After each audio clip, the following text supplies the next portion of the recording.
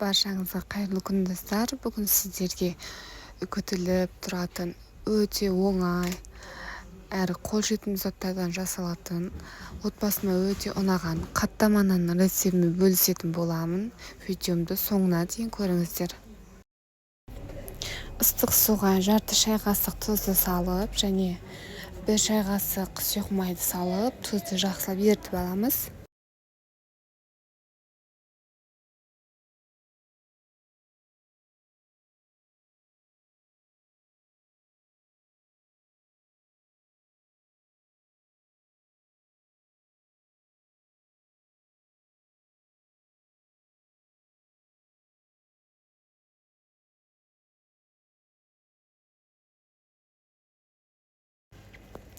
Біздің суымыз ыстық болғандықтан оны осындай лопаткамен араластырамыз.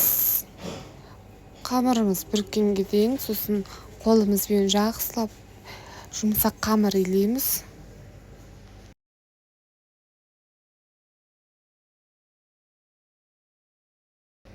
Жақсылап иленген қамырды салафанға салып 20 минут қоямыз.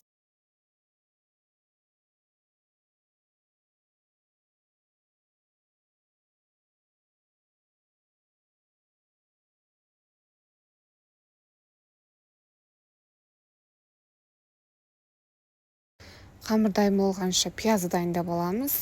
Менде 2 үлкен пияз кетті. Пиязды қатты ірі етпей турап, тұз салып, жақсылап араластырамыз. Менің табамның диаметрі 30 сантиметр үлкен, сондықтан мен 5 бөлікке бөліп аламын. Сіздердікі кішкентай болатын болса 6-7 бөлікке бөлуге болады.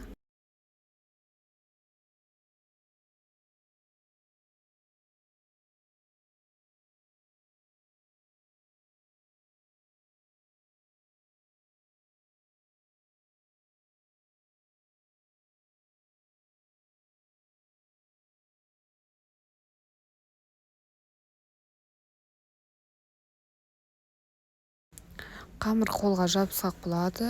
Ұнды көп салмай жаямыз. Және біздің қамырды осындай өте жұқа етіп жаюымыз керек. Енді үстіне ерітілген сары майды жағамыз. Тек ортасына ғана жағамыз.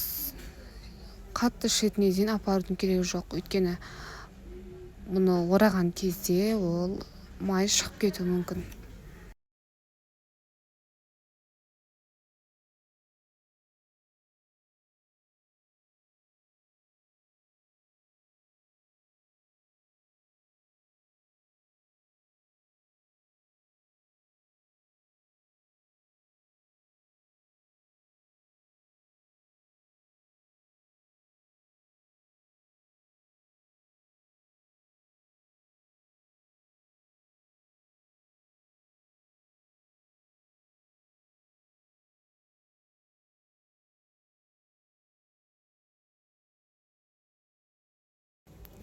Енді қамырымызды рулет сияқты орап аламыз.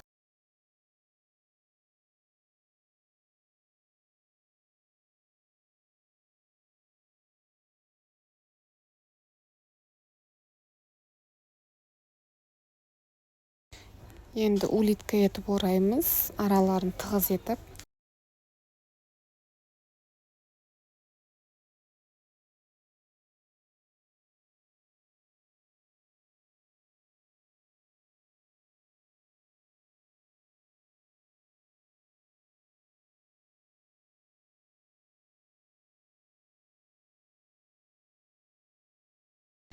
Енді арасындағы сары май қату керек. Мұздатқышқа 10 минут қойып аламыз. Екінші қамырымызды дайындаймыз.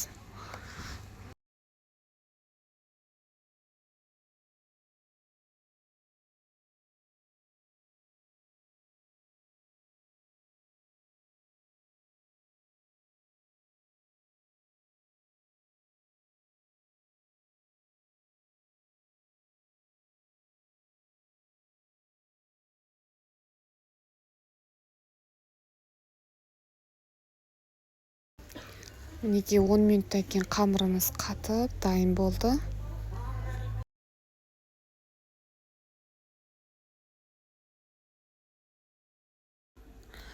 Пиязды өте қатты үлкен етпейсіздер, орташа көлемде болу керек, болмаса қамырды жыртып шығып кететін болады.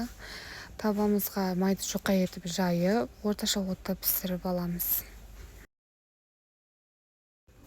Менде қамыр екі жағы да 4 минуттан пісті, 8 минутта дайын болады.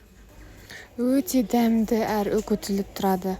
Сіздер де міндетті түрде жасап көріңіздер. Видеом пайдалы болған болса, видеома лайк басып, арнама тіркелуді ұмытпаңыз.